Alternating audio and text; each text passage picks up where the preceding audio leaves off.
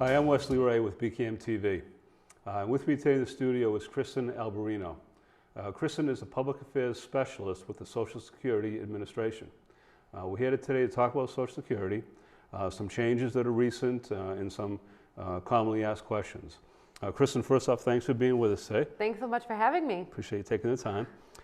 Before we get into any specifics, though, can you give us an idea of, for any of the younger viewers that are watching, what Social Security is, what its mission is, how it works, the whole idea of Social Security? Sure. Social Security is protection for anyone who works and pays into Social Security. When you work and you pay in, you'll see on your pay stub FICA taxes, and you'll wonder what those are. And those FICA taxes are an automatic contribution to your future and your retirement. So as somebody works and pays into Social Security, you automatically earn Social Security credits.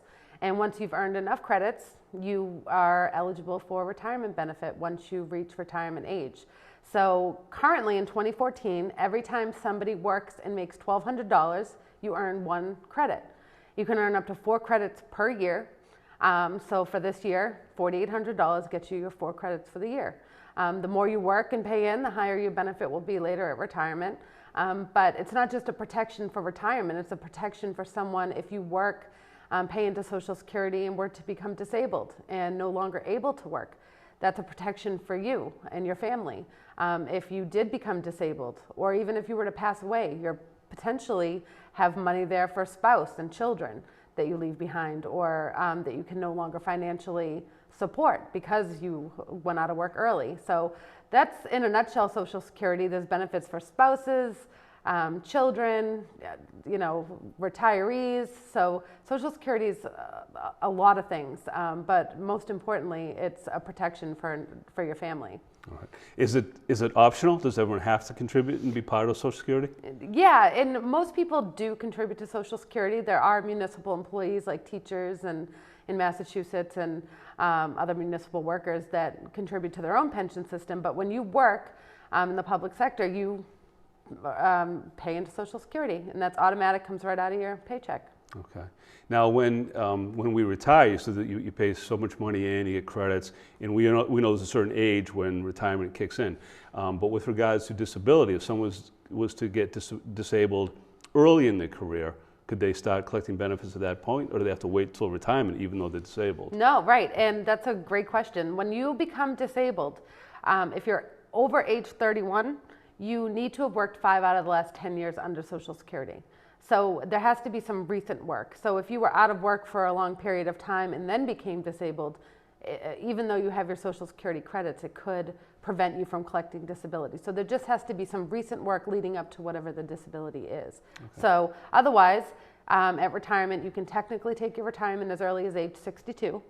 But if you decide to take it at 62, that is no one's full retirement age. So your benefit is reduced, and that reduction is permanent. So you get it for a longer period of time, but at a lower rate.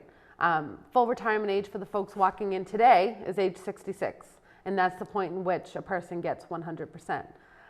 Some people choose to wait past that. We have people living healthier, longer lives, and they're working and continuing to work. And if they wait past full retirement age, they can get these extra credits, which we call delayed retirement credits. And that credit just continues to grow your Social Security all the way up until age 70. So we have a wonderful tool on our website at socialsecurity.gov. It's called the Retirement Estimator. And no matter how old you are, how little or how much you've worked and paid into Social Security, you can use that estimator to create different scenarios and see how your Social Security benefit is affected depending on when you decide to take it. It's a wonderful financial planning tool that we have on our website. Now, do the benefits change? You said that some people you can wait till they're 70. Does the benefit increase every year that you wait?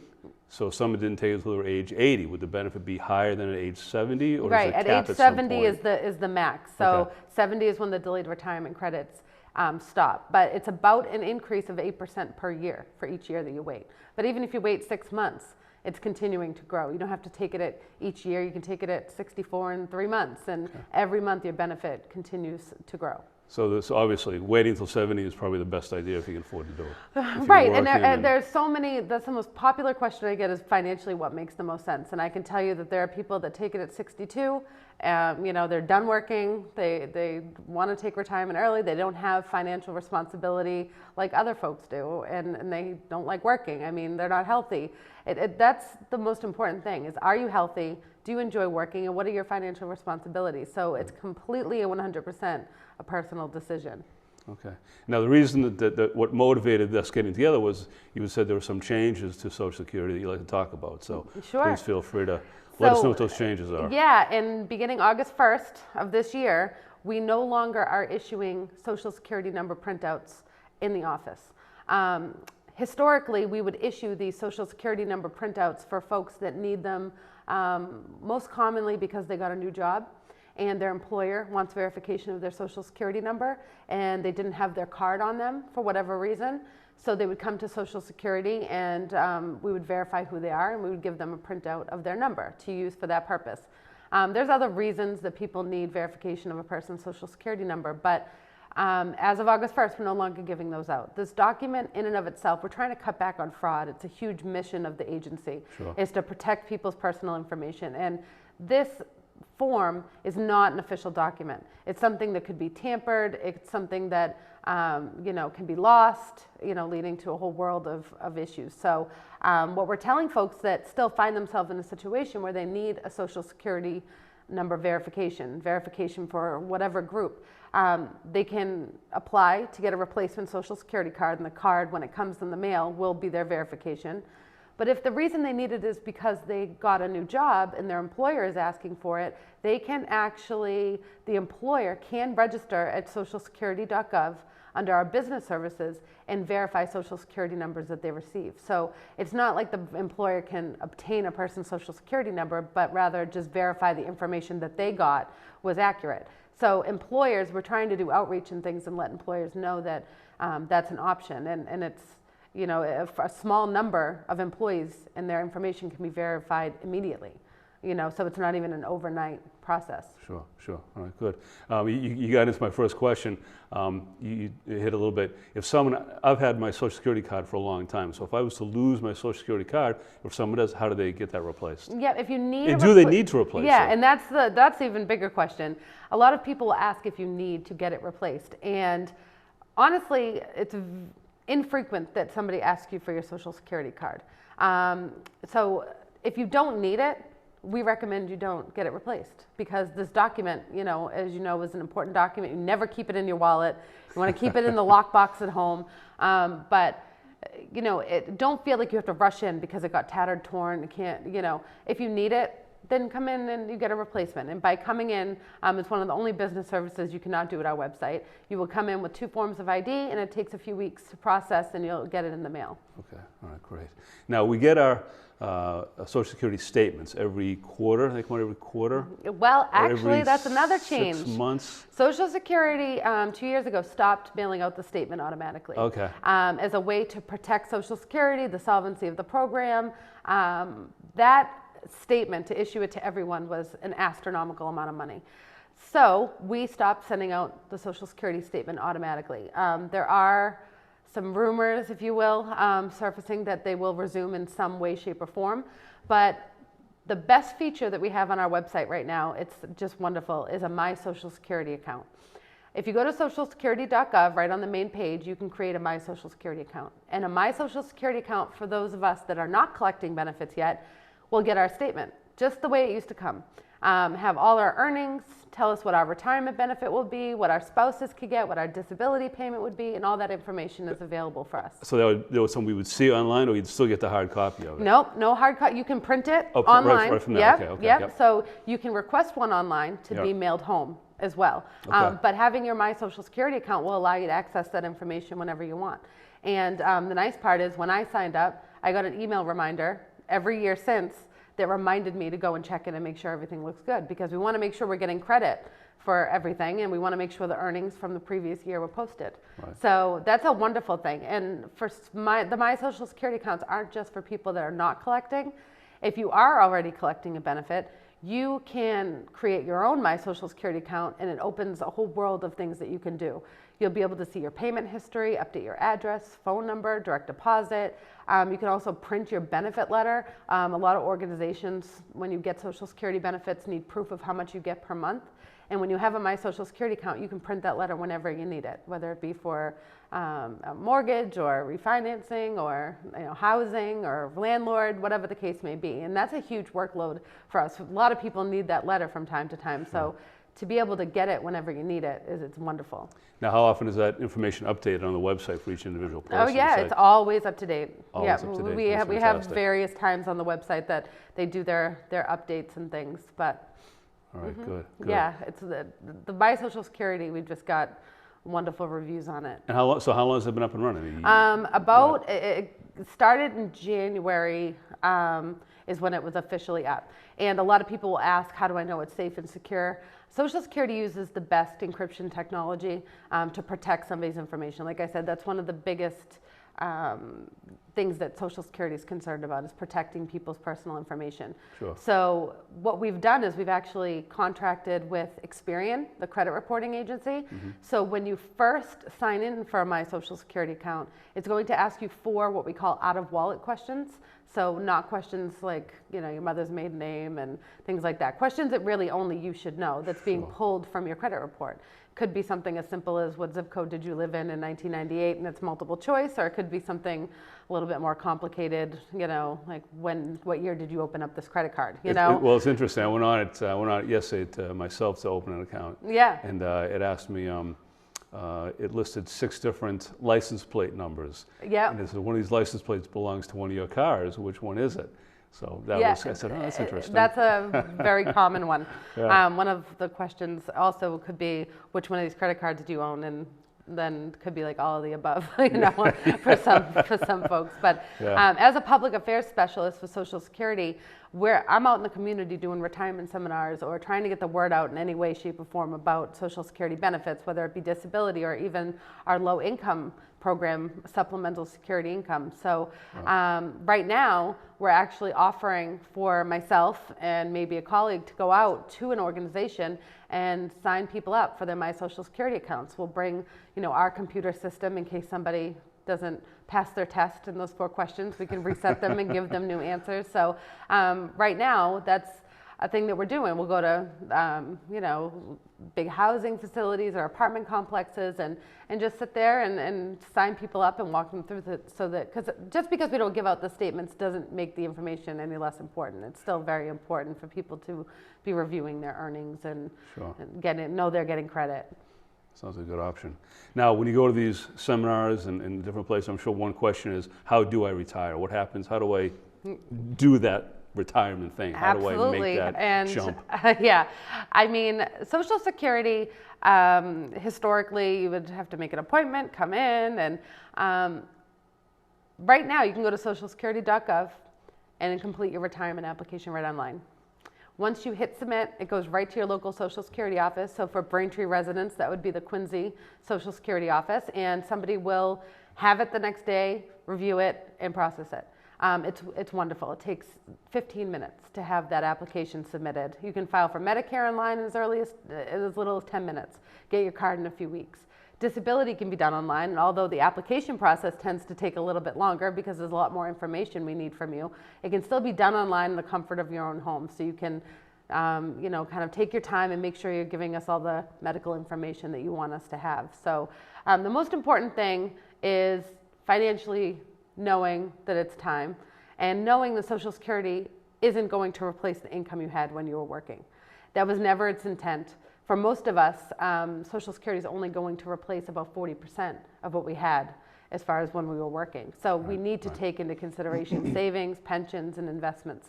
But when the time comes and you're going to file for your retirement, I highly recommend you just go online and submit it, and we'll go right to your local office. And it's a pretty simple process. It's very simple. They have streamlined it. They have little help as you go along if you're wondering if you're answering a question correctly.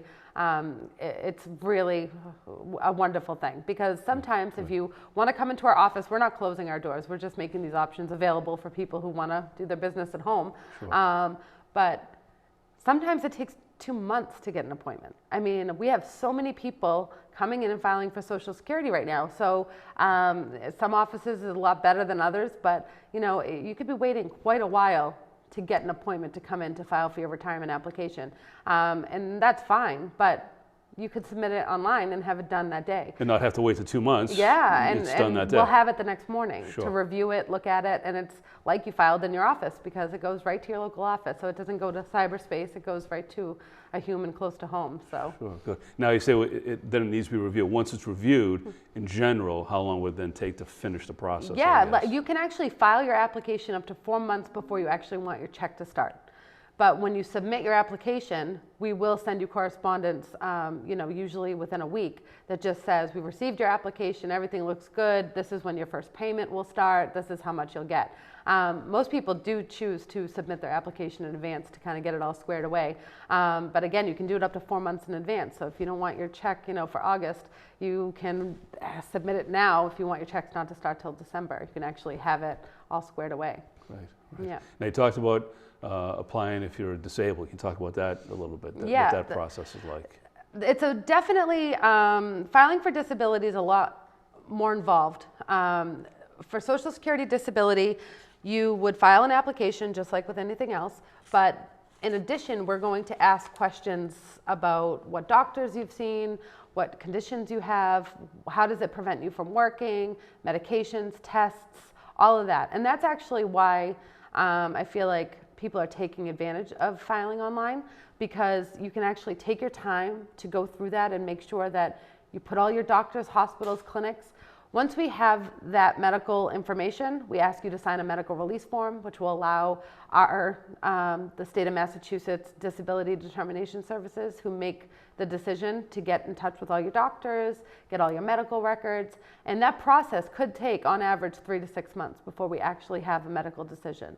In order for someone to qualify for Social Security disability or even SSI, which is a low-income program that's also primarily for people with disabilities or age 65 and older, in order to qualify for disability, you need to have a condition that will prevent you from working at least 12 months and prevent you from working substantially.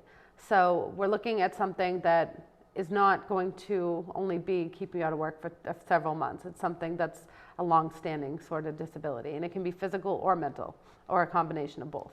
Do you see those numbers increasing? Are more people applying for disability, or is it kind of a steady number? Yeah, I mean, it seems like our numbers are always increasing. Yeah. But I think we found that as jobs were less prevalent in the area, I think people that were working through disability were filing, you know, and things like that. But our numbers are always increasing, whether disability, retirement. It seems like more people are knowing that that benefit is out there. So that's what we're finding. And is part of that related to baby boomers? I mean, if it's a certain age, they can apply, as you said, for Certainly, SSI. yeah, so. yeah. So retirement, you know, we historically in 1960, there were 5 people working for each one person taking out and collecting Social Security. Currently, that number is 3 to 1. So 3 people are working and putting in for each one person taking out. So it's unbelievable. We have the baby boomers coming in and filing, and right now we still have 50% of our retirement claims coming in online. But for the people walking in, we still have our appointment calendars out, you know, sometimes a month or 2. So it's just unbelievable. We have a ton of people coming in and filing, you know, for retirement. Right. So that gets us to the bigger question. What is the financial health of Social Security? Yeah, and that's probably the most popular question that I get. And like I said, historically, we had a lot of people putting into the fund for, you know, like I said, 1960, there were about 5 people on average putting in for each one person taking out. And the way the Social Security works is that today's workers pay for today's beneficiaries. So the money goes in and it immediately goes out to pay for today's retirees. So that number is changing, and right now it's 3 to 1, 3 people putting in for each one person taking out. So the number of people collecting is higher than ever. And it's estimated that if nothing changes, in 2035, we're going to see that Social Security is going into the reserves of the trust fund. And at that point, the number would drop again 2 to 1, 2 workers putting in for each one person taking out. And that's the concern, and that's what you hear in the media and the news. But if nothing changed, which we've changed it in the past to protect it, and we're going to change it in the future, I'm sure, at that point, Social Security would only be able to pay out about 79 cents to the dollar. So it's not broke, but it's not the way that it is today, where it protects people at 100%. So I can tell you that historically, some things that we've done to change Social Security and to protect it is to change, for example, full retirement age. It used to be age 65 for everyone. Now, full retirement age depends on the year you were born. And, reasoning behind that change is that people living longer, healthier lives, they're working longer. So now the folks walking in, their full retirement age is 66. That means they were born between 45 and 54. For myself, being born after 1960, my full retirement age is 67. Some people's full retirement age is 66 in a few months or somewhere in between. So that's one of the ways that Social Security has changed. But I can tell you that that law was passed in 1983. It didn't actually affect people until 20 years later. So Social Security historically has always done a good job of whatever change is coming, giving the public a lot of notice, because we want to make sure that you're financially ready, what you're prepared for retirement and things like that. And as a grandfather, if the changes are going to apply to one group, will it leave one group the way they were, so they're not negatively and that's affected? always, yeah, and like I said, I can only speak from what's happened in the past. Sure. But basically the law was passed about full retirement age, and it affected people, lots of notice went out telling people that you're in this group that will be retiring 20 years, just so you know your full retirement age isn't this, now it's this. So Sure. it was plenty of time to prepare and plan. Sense, yeah. So that's just an example of one of the changes we've made in the past. I don't have any inside scoop as to what's, Congress decides. Sure. But Social Security provides funds for 57 million people. That's like 1 in 6. It's a financial lifeline to millions of Americans, and it's not going anywhere. We need to protect it, and Sure. that's what you're hearing in the media and the news all the time. All right. How should people view Social Security? I read a lot that people look at as it's their primary source of financial stability in retirement years. Right. Talk about how people should view Social Security. Should they see it as their primary source, or as more of a supplement income? Yeah, it is one leg of your three-legged financial stool, okay? So it's really only a supplement. Social Security was never intended to replace the income you had. So it's important that people are looking at savings, investments, pensions, and oftentimes maybe talking to a financial advisor before they make that decision, because no one is going to live on their island, in their little home in Florida or wherever they're going to be on Social Security alone. And that was never the intent of Sure. Social Security. Sure. And what would you say to people that are brand new entering the workforce, someone who's in their early 20s, they're getting in? What advice would you give them, I guess? Yeah, and I mean, they have to look out. It's never too soon to start looking towards the future, because believe me, before you know it, right? But, working under the table, you're not contributing to anything. A lot of, maybe college kids and things are working under the table. It doesn't give you credit. Every time you work on the books, you're contributing to something for the future automatically. And, I think that once you're 18, you can create one of those My Social Security accounts. I think that as soon as somebody gets into the workforce, they should create an account. Be aware, take 5 minutes a year to look at their statement and make sure that they know what's happening and what to prepare for. All right. Kristen, we're getting close to the end. Is there anything that we haven't touched on that you'd like to talk about? Yeah, I mean, our website has phenomenal financial planning tools. We have the My Social Security account, so you can get your statement. We have a retirement estimator. We also have a benefit eligibility screening tool that will ask you questions to see if maybe you're eligible for SSI, Supplemental Security Income, that low income program. Maybe you're eligible for a spousal benefit, divorced spouse benefits, widow's benefits. I highly recommend, if anybody needs forms, publications, you can visit our website. There's so much information, and also for specific groups like financial advisors or human resources. There are pages at Social Security just for individual groups that point them to policy forms and publications that are right what they will need and what's relevant to their job. So our website is phenomenal. You can apply for Medicare, retirement, disability online, and use those financial planning tools. So just a great resource that probably a lot of people didn't know was part of it. Right, and it's just getting better and better.